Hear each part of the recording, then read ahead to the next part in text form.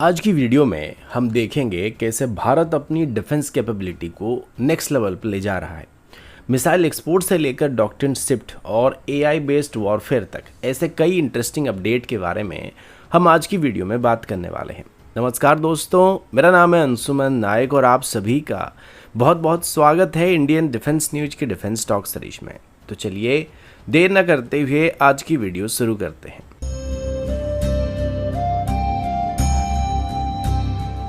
आज की पहली अपडेट भारत और आर्मेनिया के बीच होने वाली एक मिसाइल इंटीग्रेशन डील की तरफ से है।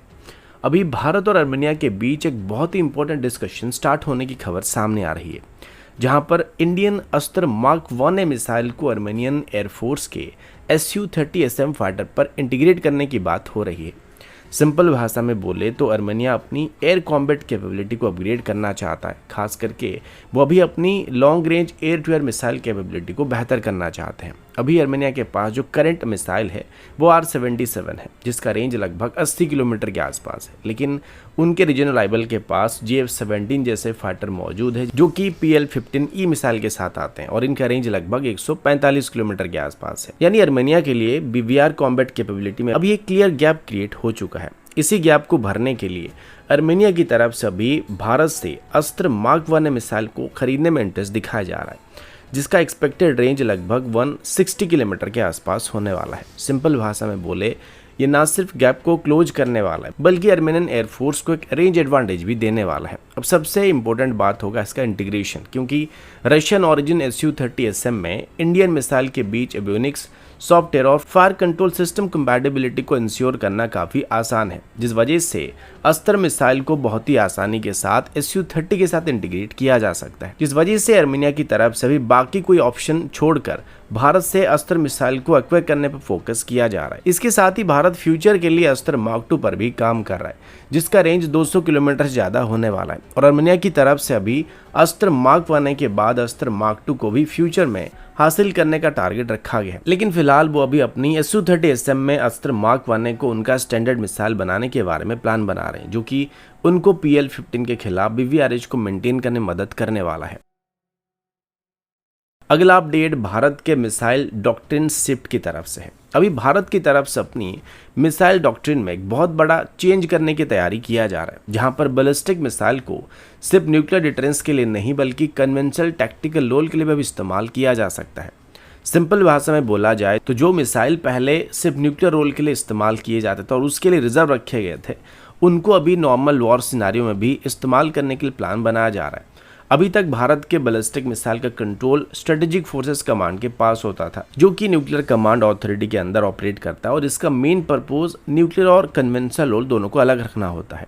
लेकिन अभी बैटलफील्ड रिक्वायरमेंट चेंज हो रहा है, इसी वजह से भारत अभी कुछ बैलिस्टिक मिसाइल कैपेबिलिटीज को न्यूक्लियर चेन से अलग करने पर फोकस कर रहा है।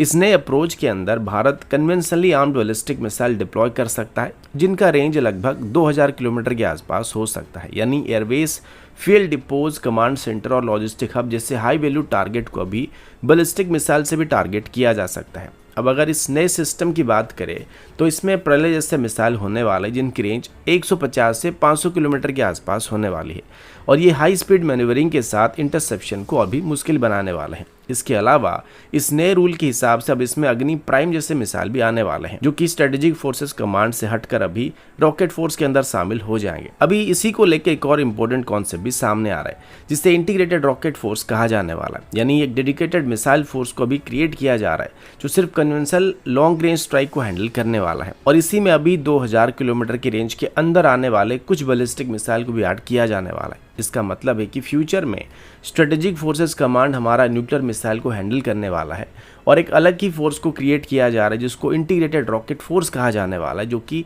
कन्वेंशनल बैलिस्टिक मिसाइल को ऑपरेट करने वाला है। कुल मिलाकर ये शिफ्ट भारत के लिए एक बहुत बड़ा स्ट्रेटेजिक एडवांटेज को क्रिएट करने वाला है, जहां पर बिना न्यूक्लियर थ्रेशोल्ड को क्रॉस किए ही अब पावरफुल प्रिसीजन स्ट्राइक को कंडक्ट किया जा सकता है। अगला अपडेट होवरिट के दिव्यास्त्र मार्क 2 लॉटरिंग मनीशन प्रोग्राम की तरफ से है। अभी लखनऊ बेस्ड स्टार्टअप कंपनी होवरिट की तरफ से एक बहुत ही इंपॉर्टेंट माइलस्टोन अचीव किया गया, जहां पर उनका Divyastra mark 2 loitering munition successfully vehicle based launch test complete कर चुका है।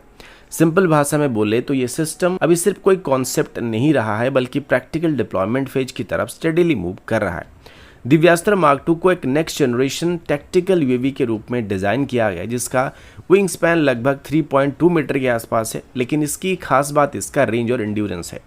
रिपोर्ट्स के हिसाब से इसका ऑपरेशनल रेंज 1500 से 2000 किलोमीटर तक होने वाली है और इसका एंड्योरेंस भी 8 से 12 घंटे तक हो सकता है। यानी कि ये एक long range lautering strike platform बन सकता है, जो कि डीप स्ट्राइक के साथ साथ सर्वेलेंस दोनों परफॉर्म कर सकता है। अब इसके परफॉर्मेंस के बारे में बात करें तो इसका क्रूजिंग स्पीड लगभग 180 किलोमीटर पर आवर के आसपास होने वाली है, जबकि टर्मिनल अटैक फेज में ये 300 से 400 किलोमीटर के आसपास की टॉप स्पीड को अचीव कर सकता है। इसका पेलोड कैपेसिटी भी काफ़ी इंप्रेसिव है, जिसमें अलग अलग मिशन के हिसाब से वॉरेट को या एसएट पेलोड को इंटीग्रेट किया जा सकता है। अभी जो रिसेंट व्हीकल बेस्ड टेस्ट को किया गया था वो एक मेजर स्टेप माना जा रहा है, क्योंकि इससे मोबाइल लॉन्च कैपेबिलिटी वैलिडेट किया गया था। कंपनी के मुताबिक इसका नेक्स्ट स्टेप होगा रॉकेट असिस्टेड टेक ऑफ, जिसमें रनवे डिपेंडेंसी को कम किया जाएगा और हैवी पेलोड के साथ भी इस सिस्टम को डिप्लॉय करना पॉसिबल हो पाएगा। सबसे इंटरेस्टिंग एस्पेक्ट इसका AI एनेबल स्वार्म कैपेबिलिटी होने वाली है। इसको थोड़ा आसान भाषा में समझे तो मल्टीपल ड्रोन एक साथ कोऑर्डिनेट करके अटैक कर सकेंगे या सर्वेलेंस कर सकेंगे, जिससे एनिमी एयर डिफेंस सिस्टम को ओवर पावर करना हमारे लिए और भी आसान बनने वाला है। इसके साथ ही ये सिस्टम का कमांड एंड कंट्रोल सिस्टम भी सॉवरेन आर्किटेक्चर के ऊपर बेस्ड है, यानी इसके साथ हमारा एक्सटर्नल डिपेंडेंसी काफ़ी कम होने वाला है और कंटेस्टेड एनवायरनमेंट के अंदर भी ऑपरेशन पॉसिबल होने वाला है। अगला अपडेट ओडिशा कोस्ट में होने वाली एक मिसाइल टेस्ट प्रिपरेशन की तरफ से है। अभी भारत की तरफ से ओडिशा कोस्ट के पास एक बहुत ही बड़ा एविएशन और मैरिटाइम एक्सक्लूजन जोन को डिक्लेयर किया गया, जो कि एक मेजर मिसाइल टेस्ट की तरफ सिग्नल दे रहा है। ये restricted zone doctor APJ Abdul Kalam island के इंटीग्रेटेड टेस्ट रेंज से साउथ ईस्ट डायरेक्शन में एक्सटेंड किया गया है। सिंपल भाषा में बोला जाए तो 6 मई से लेकर 9 मई के बीच एक हाई लेवल की मिसाइल टेस्ट होने की संभावना बना हुआ है। इसमें इशू किए गए नोतम और नवेरा वार्निंग के अंदर सी लेवल से लेकर अनलिमिटेड अल्टीट्यूड तक पूरा एयर स्पेस को रेस्ट्रिक्ट किया गया, यानी ये कोई छोटा मोटा टेस्ट नहीं होने वाला है, बल्कि एक लॉन्ग रेंज या फिर हाई अल्टीट्यूड प्रोफाइल वाला टेस्ट होने वाला है। अब अगर पास्ट पैटर्न को देखा जाए तो इसी टेस्ट रेंज के अंदर भारत की तरफ से अपने मोस्ट एडवांस सिस्टम को टेस्ट किया गया था, जिसमें अग्नि सीरीज की मिसाइल या फिर के सीरीज के मिसाइल शामिल है या हाइपरसोनिक मिसाइल भी शामिल है। इस वजह से अभी स्पेकुलेशन ये भी हो रहा है कि कौन सा सिस्टम यहाँ पे टेस्ट किया जा सकता है। पॉसिबल कैंडिडेट्स के लिस्ट में अभी K4 मिसाइल, अग्नि 5 का अपग्रेड वेरिएंट यानी कि MIRV कैपेबल वेरिएंट या फिर हाइपरसोनिक प्लेटफॉर्म भी शामिल होने वाले हैं। सिंपल भाषा में बोला जाए जो भी टेस्ट अभी होने वाला है वो भारत के नेक्स्ट जनरेशन स्ट्रेटेजिक कैपेबिलिटी के साथ जुड़ा हुआ है। अभी एक और इंटरेस्टिंग एस्पेक्ट इसका टाइमिंग होने वाला है, जो ऑपरेशन सिंदूर के एनिवर्सरी पीरियड के आसपास आ रहा है, यानी यहाँ स्ट्रेटेजिक सिग्नलिंग का एंगल भी इग्नोर किया नहीं जा सकता है। लेकिन एक इंपॉर्टेंट बात यह कि ऐसे टेस्ट विंडो काफ़ी फ्लेक्सिबल होते हैं। वेदर, टेक्निकल रेडीनेस और सेफ्टी के हिसाब से लॉन्च को थोड़ा डिले भी किया जा सकता है। फिर भी इतना बड़ा मल्टी डे एक्सक्लूजन जोन ये क्लियरली इंडिकेट करता है कि प्रिपरेशन एडवांस स्टेज में पहुंच चुकी है, क्योंकि इतने बड़े स्केल में नोतम वार्निंग को इशू करके उसे बिना कोई मेजर कारण के पोस्टपोन करने का कोई मतलब नहीं बनता है। अगला अपडेट टॉनबो इमेजिंग की काइट इंटरसेप्टर सिस्टम की तरफ से है। अभी टॉनबो इमेजिंग की तरफ से एक एडवांस काउंटर ड्रोन सिस्टम को अनवील किया गया, जिसका नाम है काइट इंटरसेप्टर। ये सिस्टम नॉर्थ टेक सिंपोजियम 2026 में शोकेस किया गया था। सिंपल भाषा में बोले तो ये सिस्टम मॉडर्न बैटलफील्ड में बढ़ते हुए ड्रोन थ्रेट को काउंटर करने के लिए स्पेशली डिजाइन किया गया है। अभी वॉरफेयर का नेचर चेंज होता जा रहा है, जहां पर लो कॉस्ट ड्रोन स्वार्म में अटैक कर रहे हैं। इसी वजह से ट्रेडिशनल रडार मिसाइल सिस्टम से हटकर अभी AI based sensor driven interception system की तरफ शिफ्ट किया जा रहा है। काइट सिस्टम का सबसे इंपॉर्टेंट पार्ट इसका सेंसर टू शूटर लूप होने वाला है, यानी कि electro optical tracking system real time में टारगेट को डिटेक्ट करने वाला है। फिर AI एल्गोरिथम इसको आइडेंटिफाई और क्लासिफाई करने वाला है और उसके तुरंत बाद ही इंटरसेप्टर को एंगेज करने के लिए लॉन्च किया जाने वाला है। यानी कि आसान भाषा में बोले तो डिटेक्शन से लेकर डिस्ट्रक्शन तक का पूरा प्रोसेस ऑटोमेटेड होने वाला है, यानी स्वार्म अटैक के टाइम पर भी सिस्टम खुद से मल्टीपल ड्रोन को ट्रैक और एंगेज कर सकता है, जहां ह्यूमन ऑपरेटर की डिपेंडेंसी काफी कम होने वाली है। अब इंटरसेप्टर की बात करें तो ये एक compact vertically launched kinetic system है, जो कि शॉर्ट रेंज एंगेजमेंट के लिए डेवलप किया गया है। इसका मेन एडवांटेज होगा कॉस्ट इफेक्टिवनेस, यानी सस्ते ड्रोन को गिराने के लिए महंगे मिसाइल का इस्तेमाल करना नहीं पड़ेगा। इनको सस्ते इंटरसेप्टर से ही काउंटर किया जाएगा। इसका मॉड्यूलर डिजाइन इससे व्हीकल माउंटेड या स्टैटिक डिफेंस दोनों रोल में डिप्लॉय करने लायक बनाने वाला है।